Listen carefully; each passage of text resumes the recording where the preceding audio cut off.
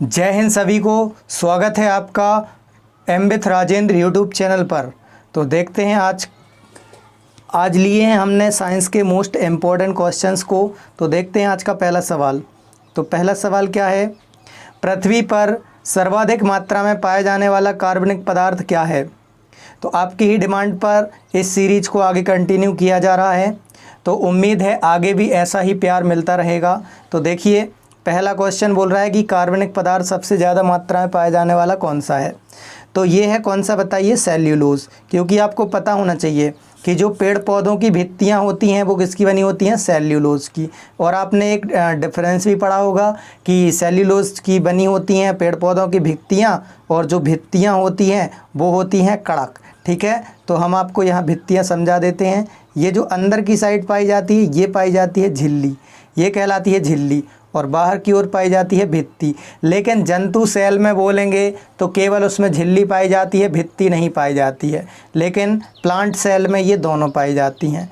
चलिए question number 2 को देखिए। भोजन के दहन से उत्पन्न होती है। तो भोजन के दहन से क्या उत्पन्न होती है, ऊर्जा उत्पन्न होती है। बिल्कुल सही बात है। कार्बन डाइऑक्साइड गैस भी उत्पन्न होती है और पानी भी उत्पन्न होता है।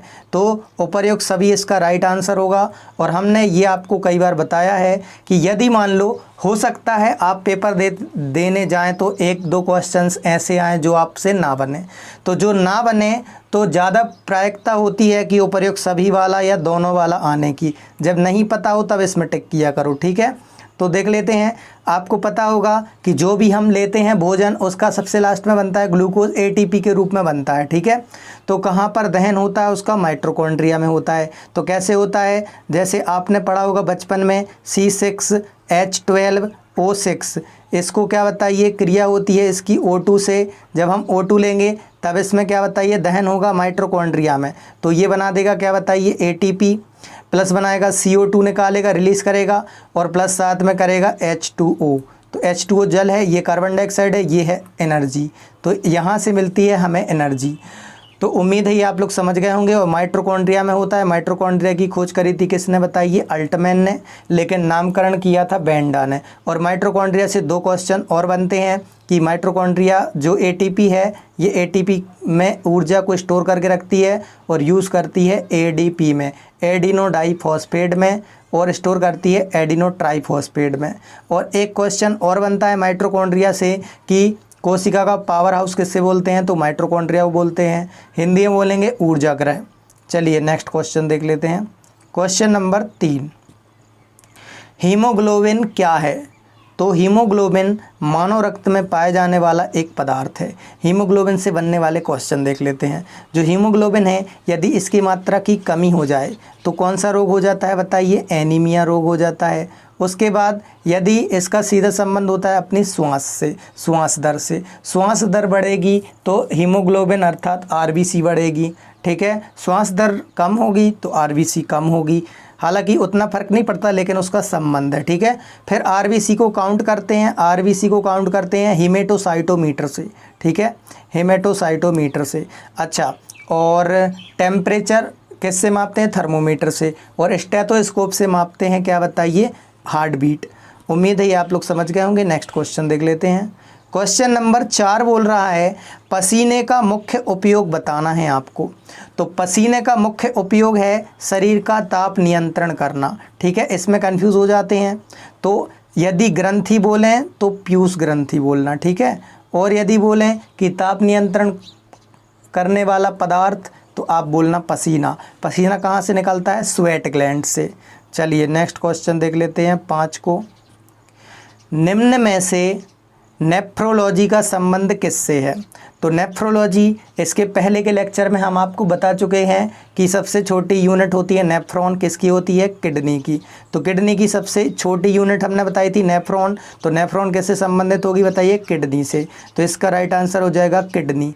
और देखिए ये किडनी क्या करती है, रक्त को छानने का काम करती है। लेकिन रक्त को प्योर कौन करती है, मतलब O2 कौन मिलाता है, तो लंग्स मिलाते हैं। और प्यूरिफिकेशन का काम कहाँ होता है, तो किडनी। दोनों क्वेश्चन कैसे अलग अलग हैं, याद रखना सेपरेट। हृदय में शुद्ध रुधिर एकत्रित होता है। तो जैसे आपको पता होगा मानकीय हृदय है, ये 4 चैम्बर होगा इसके। ठीक है, तो ये होता है जैसा बनाता है, जैसा बायोलॉजी में होता है वैसा ही बनाया जाता है लोकेशन के अकॉर्डिंग। तो ये होता है, यदि ऐसा बना दिया जाए तो ये होता है राइट, ये होता है लेफ्ट, ठीक है। तो ये होता है ऑरिकल वेंट्रिकल, ऑरिकल वेंट्रिकल, आलिंद निलय, आलिंद निलय। तो अब देखिए शुद्ध रक्त आता है यहाँ से शुद्ध रक्त आता है धमनी से, कौन सी धमनी, सिरा, पल्मोनरी सिरा से, और ये आता है पहले किस में बताइए, वेंट्रिकल में अर्थात निलय में। तो ये आएगा दाएं नहीं बाएं निलय में। तो बाएं निलय में आएगा शुद्ध, बाएं साइड हमेशा शुद्ध बहेगा। उसने बोला एकत्र होता है तो बाएं निलय में। और यदि बोलता कि शुद्ध जाता कहाँ से है तो आप बोलते कि बाएं आलिंद से, क्योंकि निलय में आता है फिर आलिंद से जाता है। और आलिंद से कौन ले जाता है बताइए, महाधमनी ले जाती है।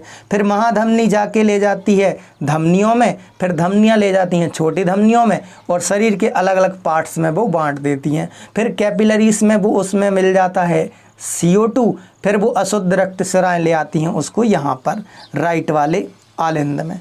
चलिए नेक्स्ट क्वेश्चन देख लेते हैं, क्वेश्चन नंबर 7। मेंढक के लिए त्वचा का मुख्य कार्य क्या है? तो इसका मुख्य कार्य आपको पता होना चाहिए, ये हो जाएगा श्वसन के लिए गैसों का आदान प्रदान, मतलब वो स्किन से करता है क्या बताइए, श्वसन। ऐसे ही केंचुआ भी हो गया, जोंक भी हो गई। नेक्स्ट क्वेश्चन देख लेते हैं, क्वेश्चन नंबर 8। मानव शरीर में सबसे अधिक मात्रा में कौन सा तत्व पाया जाता है? वेरी मोस्ट इम्पोर्टेंट क्वेश्चन है ये, और यहाँ से हम सारे क्वेश्चन बता दे रहे हैं जो इम्पोर्टेंट बनते हैं सबसे अधिक वाला। तो सबसे अधिक मात्रा में तत्व बोलें तो ऑक्सीजन, उसके बाद तब तत्व बोलेंगे तो क्या बताइए, ऑक्सीजन लगाना। यदि बोलें कि मिनरल बताओ तो मिनरल में बोलना कैल्शियम।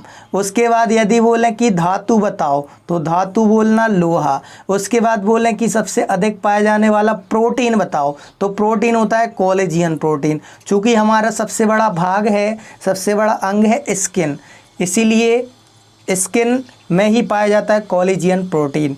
आप यदि कोई अच्छी सी कॉस्मेटिक क्रीम यूज़ करते होंगे, कोई अच्छी क्रीम यूज़ करते होंगे तो उसमें कोलेजियन प्रोटीन रहता है, ठीक है। चलिए उम्मीद है ये सारे क्वेश्चन आप लोग रिवाइज़ कर लेंगे और नोट कर लेंगे इनको एक जगह। क्वेश्चन नंबर 9 को देखिए। हाँ, और यदि आपको ये वीडियो पसंद आ रहा हो तो आप इसको प्लीज़ लाइक करिए और अपने दोस्तों के साथ शेयर करिएगा।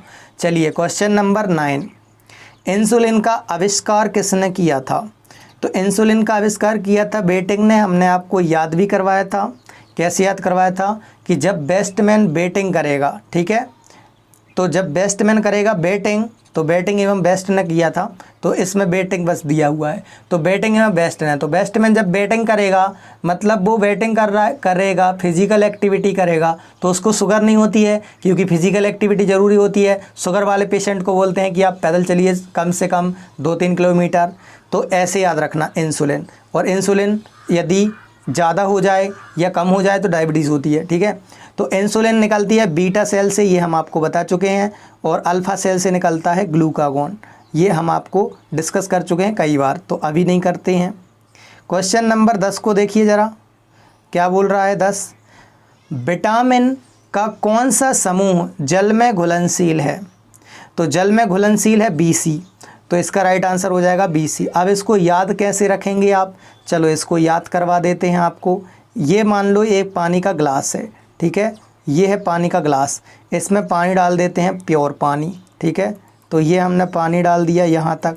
अब मान लो इस पानी में ये रखा है यहाँ पर कीड़ा, ठीक है, तो इस पानी में ये कीड़ा डाल दिया जाए, इस पानी में यदि ये कीड़ा डाल दिया जाए तो बताइए क्या ये कीड़ा इस पानी में घुल जाएगा क्या? तो इस पानी में कीड़ा नहीं घुलेगा ना, तो पानी कीड़ा में मतलब पानी में कीड़ा नहीं घुलता है, तो कीड़ा नहीं घुलता, क्या नहीं घुलता है? कीड़ा। तो विटामिन KEDA नहीं घुलेगा पानी में, ठीक है, तो किस में घुलेगा? वसा में। यदि पूछा होता वसा में घुलनशील बताओ तो ADEK इसका राइट आंसर हो जाता। उम्मीद है आपको ये समझ आ गया होगा कंसेप्ट। नेक्स्ट क्वेश्चन देखो। चलिए तो नेक्स्ट क्वेश्चन देख लेते हैं, क्वेश्चन नंबर 11। तो क्वेश्चन नंबर 11 देखिए क्या बोल रहा है। जब पानी की बाल्टी को काफ़ी तेज ऊर्ध्वाधर वृत्त में घुमाया जाता है तब पानी बाल्टी उसकी उच्चतम स्थिति से भी नहीं गिरती है। तो कहने का मतलब ये है, मान लो ये है एक बाल्टी और इसको यहाँ रस्सी से बांध दिया गया है, ठीक है। तो इसको देखो ऐसा बांध दिया गया है, इस रस्सी को बांध दिया गया और इसको गोल गोल घुमा रहे हैं। तो जब बाल्टी उल्टी भी हो जाएगी तब भी इससे पानी नहीं गिरेगा। क्यों नहीं गिरेगा? क्योंकि अब केंद्र बल पानी के वजन से अधिक होता है। तो इसका राइट आंसर हो जाएगा ए। चलिए नेक्स्ट क्वेश्चन देख लेते हैं 12। पहाड़ों पर कभी कभी व्यक्ति के नाक व मुंह से खून निकलने लगता है। तो क्यों निकलने लगता है? देखिए, तो ऊंचाई बढ़ने के साथ साथ वायुमंडलीय दाब क्या हो जाता है बताइए? कम हो जाता है। जैसे जैसे ऊंचाई बनती है वैसे वैसे प्रेशर कम होता है। तो देखो, मान लो ये नाक है, ये नाक के अंदर की वेसल्स हैं, ठीक है। तो ये वेसल्स क्या कर रही हैं? यहाँ से रक्त बह रहा है, ठीक है, और यहाँ पर पतली सी झिल्ली लगी हुई होती है। तो अब देखो बाहर से प्रेशर आता है, कौन सा वाला? एटमॉस्फेयर वाला प्रेशर, और अंदर से आता है रक्त वाला प्रेशर। तो ये मेंटेन हो जाता है। लेकिन अब बाहर का प्रेशर थोड़ा कम हो गया है तो अंदर वाला प्रेशर तो अपना काम करेगा ही, इसलिए रक्त कहाँ आ जाता है? बाहर। तो ये एक कारण है वायुमंडलीय दाब कम होने का। और भी बहुत सारे कारण हैं। पहाड़ पर खाना अच्छे से नहीं पकता। तो अच्छे से नहीं पकता खाना, क्यों नहीं पकता? क्योंकि वायुमंडलीय दाब कम हो जाता है। जब दाब कम होता है तब क्वथनांक भी कम हो जाता है। मान लो जैसे पानी उबल रहा था 100 डिग्री पर, तो वहाँ पता चला 95 पर उबलने लगे, 90 पर उबलने लगे। मतलब 90 से ज़्यादा टेम्परेचर लेगा ही नहीं, भाप बना देगा वो। तो उम्मीद है ये समझ गए होंगे आप। क्वेश्चन नंबर 13 को देखिए। क्वेश्चन नंबर 13 है, दलदल में फंसे व्यक्ति को लेट जाने की सलाह दी जाती है, क्यों? तो लेट जाने की सलाह इसलिए दी जाती है क्योंकि क्षेत्रफल अधिक होने से दाब कम हो जाता है। जैसे मान लो कोई व्यक्ति ऐसा खड़ा हुआ है, ठीक है। तो अब ये व्यक्ति खड़ा हुआ है तो इसके जो पैर हैं उस पर इसका पूरा वज़न है, तो प्रति इकाई क्षेत्रफल में ज़्यादा वज़न है। अब ये व्यक्ति मान लो लेट जाएगा, तो अब जब ये व्यक्ति लेट जाएगा तो उतना ही वज़न देखो इतने सारे सरफेस पर आ गया, इसीलिए उसको लेट जाना चाहिए। टेंशन नहीं लेनी चाहिए कि हमारे कपड़े गंदे हो जाएंगे, घर पे आके साफ़ कर लेना। और दलदल में पता है यदि एक क्या कहना चाहिए, टूटी हुई लकड़ी भी डली है ना, तो उसका भी सहारा मिल जाए तब भी बच जाते हैं। मतलब सिर्फ सहारा चाहिए पड़ता है दलदल में। और उसमें ये होगा, लेट जाएंगे तो धीरे धीरे नीचे जाएंगे, खड़े हो जाएंगे तो ज़्यादा देर नीचे जाएंगे। मान लो आपको 10 मिनट लग रहा है तो लेटने में आधा घंटा लगेगा, तब तक आपको कोई बचा लेगा। क्वेश्चन नंबर 14, कैमरे में किस प्रकार का लेंस उपयोग करते हैं? तो ये करते हैं कौन सा बताइए? उत्तल। तो उत्तल कौन सा होता है? देखो आपने देखा होगा ये उत्तल लेंस कहलाता है, ठीक है। जो वास्तविक होता है तो वास्तव में मिलाता है किरणों को, सो वास्तविक है। और एक और टर्म इसका यूज़ होता है, उसको बोलते हैं अभिसारी। अभिसार करना, वास्तव में मिलाना, तो अभिसारी, ठीक है। और इसका यूज़ कहाँ पर करते हैं? दूरदृष्टि दोष के लिए। क्वेश्चन नंबर 15 को देखते हैं। मरीचिका। मरीचिका किसका उदाहरण है? तो ये प्रकाश के पूर्ण आंतरिक परावर्तन का उदाहरण है। अब इसके कुछ एग्जाम्पल देख लेते हैं अपन।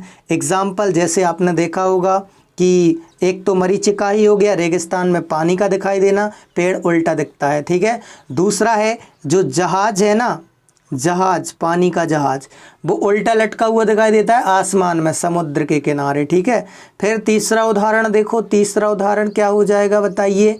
पूर्ण आंतरिक परावर्तन का। जैसे जब आप जाते हैं गर्मियों की छुट्टियों में मामा के यहाँ, तब आपने देखा होगा रोड, जब रोड में रोड ढलान वाली रोड आती है तब क्या बताइए, ऐसा लगता है जैसे पानी भर गया हो उसको, ठीक है। तो रोड पर पानी दिखाई देना भी काय का है? उसी का है। फिर हीरे का चमकना पूर्ण आंतरिक परावर्तन है। फिर इंद्रधनुष का चमकना भी पूर्ण आंतरिक परावर्तन है। चलिए इंद्रधनुष, हालांकि और भी एग्जाम्पल है, इंद्रधनुष और भी बहुत सारी घटनाओं का एग्जाम्पल है। चलिए क्वेश्चन नंबर 16, यातायात बत्ती लाल रंग का प्रयोग करते हैं, क्यों करते हैं? तो ये यातायात का प्रयोग इसलिए करते हैं क्योंकि इसका तरंग दैर्घ्य सबसे अधिक होता है। तो तरंग दैर्घ्य अधिक होने के कारण ये लंबी दूरी तय कर लेते हैं, ठीक है। तरंग दैर्घ्य वेवलेंथ ये कहलाती है। मान लो एक ये है वेवलेंथ और एक ये है वेवलेंथ, तो तो ये वाली छोटी है, ये वाली ज़्यादा है। अब देखिए तो सबसे कम किसकी होती है, बैगनी की। आपने कभी देखा बैगनी कलर का बल्ब लगा बाहर? तो कभी नहीं लगाया जाता। हाँ, 100 पीस के लिए ज़रूर लगा देते हैं, छत पर अलग से लगा देते हैं या दीवार पर लगा देते हैं या चारों तरफ लगा देते हैं। तो आपने देखा होगा जो बैगनी कलर का यदि बल्ब लगा भी होगा ना तो वो वहीं बिखेर देता है रंगों को, तो वो बैगनी वहीं बिखर जाता है, उसका वो दूर से दिखता ही नहीं है, दूर तक जाता ही नहीं है। तो सबसे दूर तक कौन जाता है बताइए, रेड। ऐसे ही आपने देखा होगा जब सूर्योदय होता है तब सूर्य सबसे ज़्यादा दूर दिखता है, दूर रहता है क्योंकि क्षैतिज पर रहता है, तो दूर मतलब दूर रहता है और क्षैतिज पर दिखता है। तो वो एक अलग उदाहरण है अपवर्तन का, लेकिन वो रेड दिखता है कि नहीं बताओ? तो रेड दिखना अलग उदाहरण है प्रकीर्णन का, लेकिन वो रेड इसलिए भी दिखता है क्योंकि दूर से किरण कौन सी आ सकती है, केवल रेड, क्योंकि वेवलेंथ उसकी ज़्यादा है। उम्मीद है ये आपको समझ आ गया होगा। नेक्स्ट क्वेश्चन देख लेते हैं। क्वेश्चन नंबर 17, इंद्रधनुष सदैव बनता है। तो इंद्रधनुष हमेशा तब बनेगा सूर्य की विपरीत दिशा में। यदि शाम है तो सूर्य पूर्व की मतलब इंद्रधनुष पूर्व की दिशा में दिखाई देगा। और अभी 1-2 दिन पहले बना भी था अपने यहाँ, हमारे यहाँ, आपके यहाँ बताना कमेंट करके बना था या नहीं बना था। तो देखिए विपरीत दिशा में दिखाई देगा। हाँ, और इंद्रधनुष 2 प्रकार के होते हैं, प्राथमिक और द्वितीयक। नेक्स्ट क्वेश्चन देख लेते हैं। क्वेश्चन नंबर 18, पृथ्वी से वायुमंडल को हटा दिया जाए तो आकाश कैसा दिखेगा? तो आकाश वैसा ही दिखेगा जैसा चांद से दिखता है। तो चांद से बताइए कैसा दिखता है, काला दिखता है, क्योंकि वहाँ पर वायुमंडल है नहीं।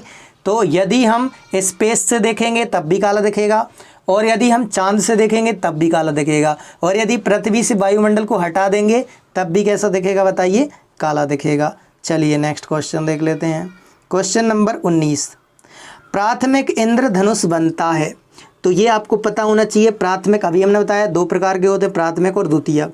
तो इसमें 2 बार अपवर्तन और 1 बार होता है आंतरिक परावर्तन। तो सूर्य का प्रकाश की वर्षा की बूंद में 2 बार अपवर्तन और 1 बार पूर्ण आंतरिक परावर्तन या आंतरिक परावर्तन। देखो कैसे, ये मान लो वर्षा की बूंद है, वर्षा की बूंद बना देते हैं नीले कलर की।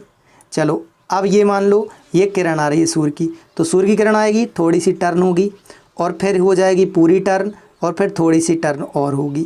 ऐसे ही दूसरी किरण, तीसरी किरण, 7 किरण आएंगी और हमारी आँख में चली जाएंगी। ठीक है, तो अब देखिए हम दिखाते हैं सामने से आपको, देखो प्रैक्टिकली देखो। तो ये देखो अपवर्तन, ये देखो अपवर्तन और ये देखो परावर्तन। तो देखिए अब सीक्वेंस से देखते हैं, अपवर्तन परावर्तन अपवर्तन। तो हो रहा कि नहीं बताओ? तो ये होता है प्राथमिक में, लेकिन द्वितीयक में 2 बार आंतरिक परावर्तन होता है और 1 बार होता है, मतलब 2 बार आंतरिक परावर्तन होता है और 2 ही बार अपवर्तन होता है, मतलब दोनों ही 2-2 बार होता है द्वितीयक में। चलिए क्वेश्चन नंबर 20, क्या आप कमेंट करके बता सकते हैं कि प्राथमिक इंद्रधनुष में नीचे कौन सा रंग दिखाई देता है? Question number 20, KMnO4। तो KMnO4 का प्रयोग किया जा सकता है, तो किसके लिए किया जा सकता है? रोगाणुनाशी के रूप में। ठीक है, तो इसका नाम आपको पता होना चाहिए, पोटेशियम परमैंगनेट, पोटेशियम परमैंगनेट। ठीक है, तो इसका नाम है पोटेशियम परमैंगनेट।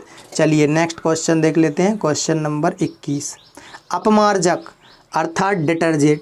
तो अपमार्जक पृष्ठ को किस सिद्धांत पर साफ करते हैं? तो पृष्ठ तनाव के सिद्धांत पर। आपने देखा होगा पृष्ठ तनाव, यदि पानी की बूंद गाढ़ी है, गोल बन रही है, तो वो कैसी हो जाएगी बताइए? पृष्ठ तनाव ज़्यादा हो जाएगा उसमें। यदि नाली का पानी जमा हुआ है तो उसमें पृष्ठ तनाव कैसा हो जाएगा? ज़्यादा हो जाएगा। तो मच्छर उसमें आराम से तैरते रहते हैं, अपने अंडे देते रहते हैं। ठीक है, और यदि उसमें मिट्टी तेल डाल देंगे तो पृष्ठ तनाव कम हो जाएगा, तो वो डूब जाते हैं। ठीक है, तो ऐसे ही ये करता है डिटर्जेंट अपमार्जक। कपड़े में छोटे छोटे होते हैं रेशे, ठीक है, ऐसे ऐसे। तो इन रेशियों में क्या बताइए? दाग आर पार नहीं जा पाता, यहाँ आके फंस जाता है। ठीक है, तो अब ये डिटर्जेंट क्या करता है? पानी का पृष्ठ तनाव कर देता है कम, जिससे ये पानी आर पार जाने लगता है। तो इसका सिद्धांत क्या हो जाएगा बताइए? पृष्ठ तनाव। क्वेश्चन नंबर 22, सबसे भारी धातु बताओ। इसको तो कई बार बताया हमने आपको, तो ये हो जाएगी ओस्मियम। क्वेश्चन नंबर 23 देखिए, प्लास्टिक ऑफ पेरिस है, तो प्लास्टिक ऑफ पेरिस का आपको फॉर्मूला बताना है, CaSO4 dot half H2O, CaSO4 dot half H2O, ठीक है। अच्छा, इसका केमिकल नाम बोलेंगे तो देखो यहाँ यहीं से निकाल लेते हैं नाम, semi hydrated calcium sulphate, semi hydrated calcium sulphate. क्या आप कमेंट में ये बता सकते हैं कि CaSO4.H2O किसका फॉर्मूला है? चलिए देखते हैं कौन कमेंट करता है। चलिए क्वेश्चन नंबर 24, एटाई रोग किसके द्वारा होने वाली विषाक्तता के कारण होता है? तो एटाई आपको पता होना चाहिए, ये होता है कैडमियम धातु से। यदि कैडमियम धातु की मात्रा ज़्यादा हो जाएगी तो एटाई होगा। इसी के साथ में हमने आपको बताया था मिनीमाटा रोग बताया था, तो आप इसको भी कमेंट करके बताइए कि मिनीमाटा कौन सी धातु से होता है। चलिए नेक्स्ट देख लेते हैं क्वेश्चन नंबर 25। तो क्वेश्चन नंबर 25 देखिए, प्राचीन मानव द्वारा खोजी हुई पहली धातु कौन सी थी?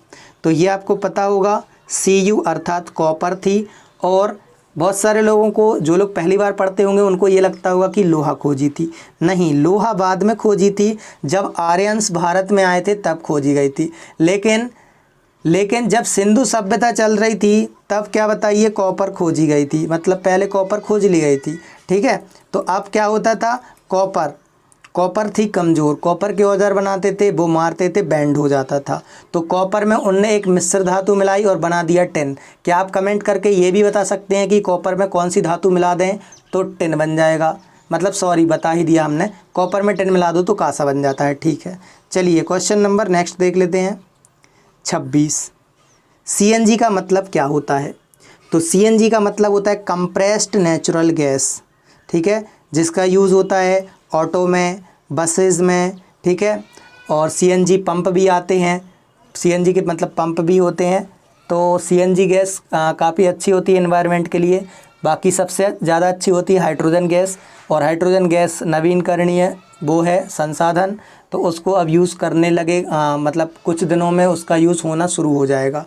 चलिए, तो ये थे आज के क्वेश्चंस। आप कमेंट बॉक्स में कमेंट करके बताइएगा आपको ये कैसे लगे हैं, और इसको लाइक शेयर ज़रूर करिएगा ताकि हम और इस तरह की वीडियो आपको दे सकें।